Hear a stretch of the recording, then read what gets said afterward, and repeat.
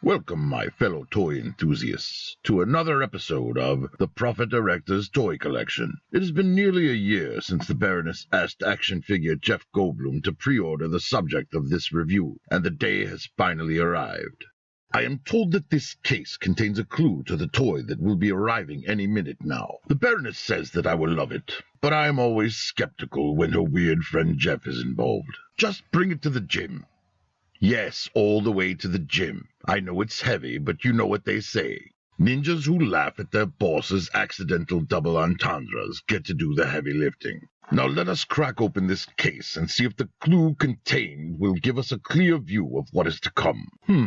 A can of spinach. I have seen this particular can of spinach before. This is the same can of spinach that came with the Mezco 112 Collective Popeye action figure, which can only mean... Why are you bringing that here? Bring it to the toy room, man, and get out of frame. Popeye was created in 1919 by Elsie Chrysler Seeger as a side character for the newspaper comic strip Thimble Theater, and was meant to appear in one story arc where he was hired to take Olive Oyl and her boyfriend to find the Whifflehen, before being dumped in the bin of forgotten characters forever. But fans of the comic strip wrote in asking for more Popeye, and soon he became the star. Then in 1933, Max Fleischer obtained the rights and introduced Popeye to the world in animated form in a Betty Boop short called Popeye the Sailor, propelling him to the peak of pop culture where he has remained a household name for over a century. I do already own a Mezco Popeye figure, so I passed on the exclusive white variant. Perhaps the Baroness, seeing a hole in my collection, ordered it for me, but I do hope she didn't pay those ridiculous scalper prices. If you are a scalper, then you can go fuck yourself. The first Popeye figure Mezco made was one of the best figures they had ever released, so I am sure this one will be great as well. And I have money to burn. So let us go to the toy room and have a look. I hope you don't mind if we make a stop or two on our way to the toy room. There are a few things I need to check in on, and we will pass them by on our stroll through the compound anyway. As you can see, my multi-talented girlfriend is also our physician. It is a good thing, too. My ninjas have been getting a bit soft, so I hired a new sensei to whip them into shape, but he tends to be a little rough. I am told that Goldblum is still hanging out in the garage, probably waiting for some form of gratitude for bringing my new figure. Damn it, Jeff, why would you buy so many? You had better not be scalping those. Enjoy yourself. Hey, you know that song? Enjoy yourself. It's later than you think. Enjoy yourself. Yes, Jeff, we know that you're crazy. You don't need to sing about it. All right, one last stop to make sure we won't be disturbed during our review. This compound is huge. I feel like I need a golf cart or something. Ooh, maybe a Segway. I'm telling you, Tomax, this plan is perfect. We'll just open a burger joint in Mumbai, and when their leaders eat our poisoned beef, they will have no choice but to pay us exorbitant amounts of money for the antidote. It seems Cobra Commander is plotting another of his idiotic schemes. He will be at this for a while, so we should be good to go, free of interruptions. Ah, Dragon's Den shop. If it was shipped by the dragons, I know it was packed well. Now what do we have here? I see. It is the Mezco 112 Collective Popeye and Bluto Stormy Seas Ahead Deluxe box set. Let's put this on the turntable and get a look at the box.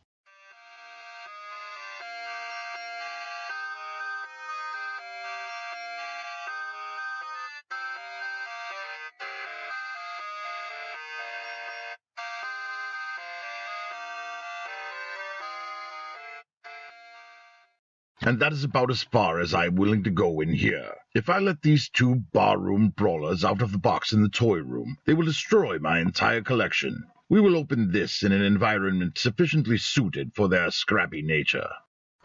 Sorry to interrupt. I hate to cut your training short, considering how badly my ninjas need it, but I'm going to need the ring for this review. That's right, you're out of the box. Have a look around, acclimate yourself to your new environment, so we can have a look at you and all of your neat stuff.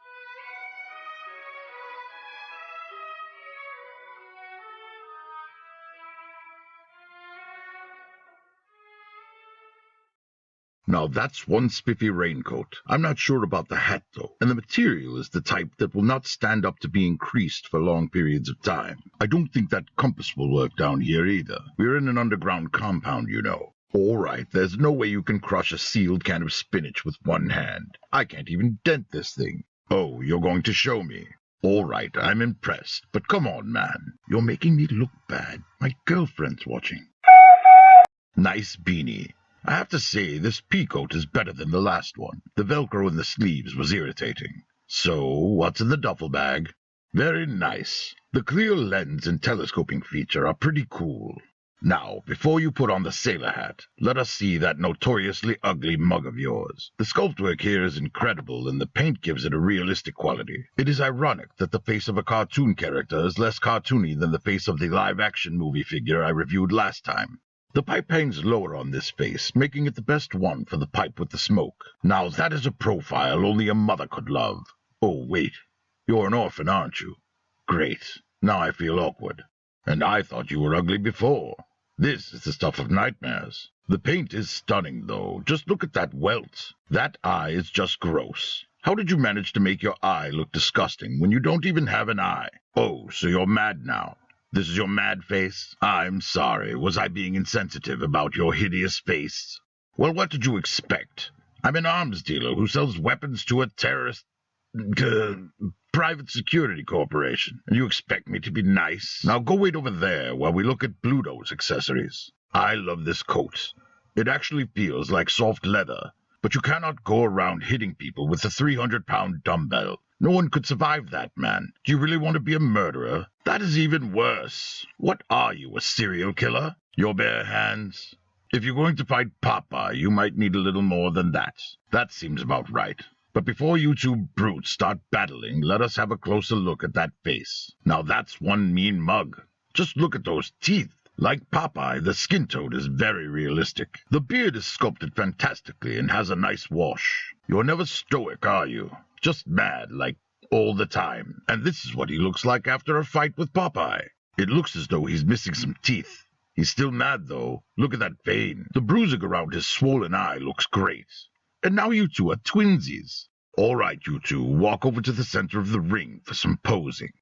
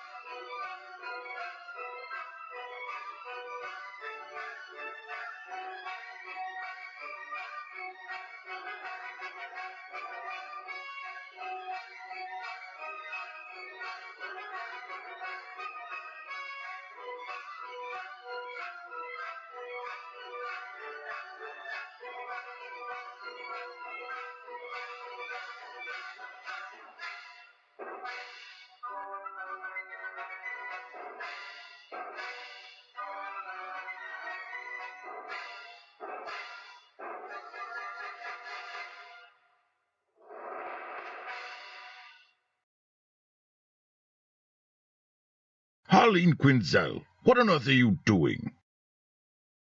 What do you mean it looked like they were having fun without you? Really, Harley, we're trying to shoot a review here. I mean, come on.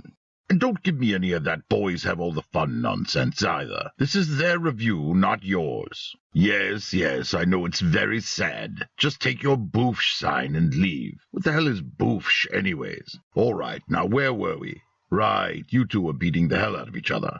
Back to it.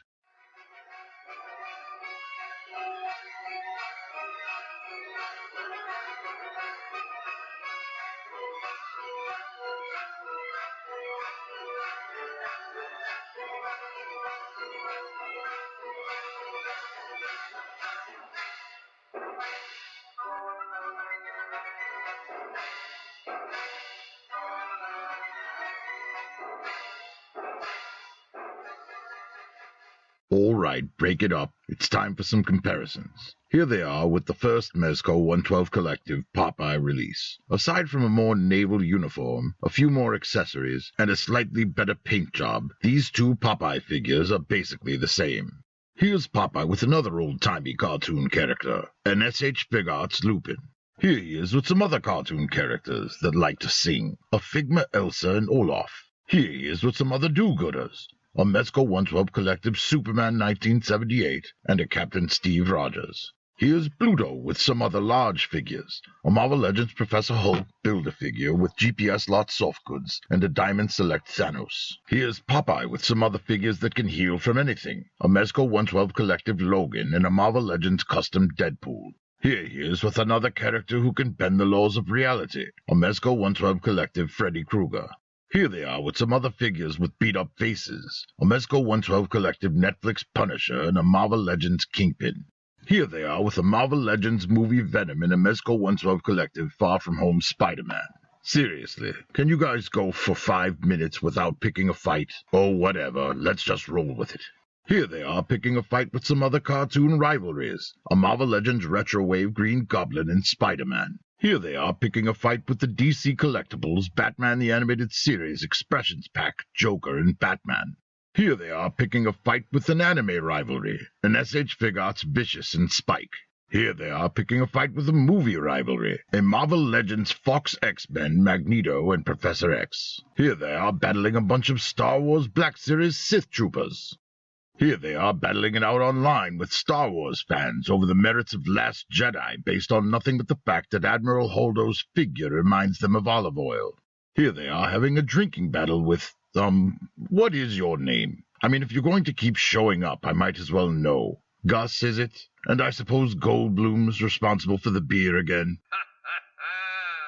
Here they are having a battle of the bands with the Diamond Select Kermit and Ralph to determine once and for all what is the purpose of all these songs about rainbows.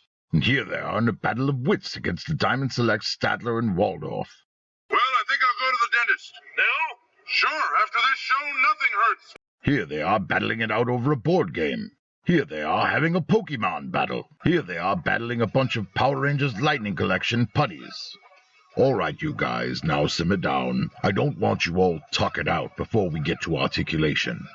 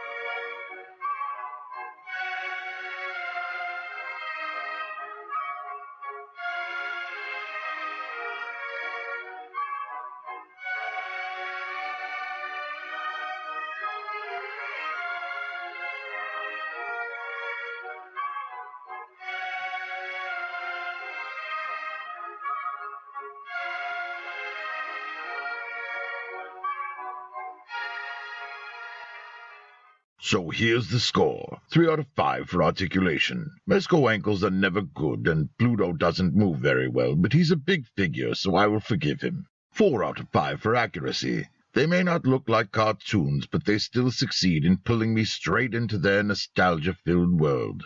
3 out of 5 for price and availability. It is expensive, but it is less than the cost of 2 separate Mezco figures, and it is worth every penny. 5 out of 5 for accessories. This set is overflowing with happy goodness. And 5 out of 5 for fun. They are easily the best figures that I have purchased this year. All that adds up to a total score of 20 out of a possible 25. Damn good work, Mezco. This set will definitely receive a place of honor in my collection, and so we will share a glass of scotch. Or we would if Popeye didn't want a beer and Bluto wasn't unconscious. Well, off to the collection, you two. I'm off to some weird jazz concert. Apparently, the Baroness promised Goldblum that we would go with him as a thank you for ordering the figures. So goodbye until next time, when we will hopefully be adding yet another great figure to the Prophet Director's collection.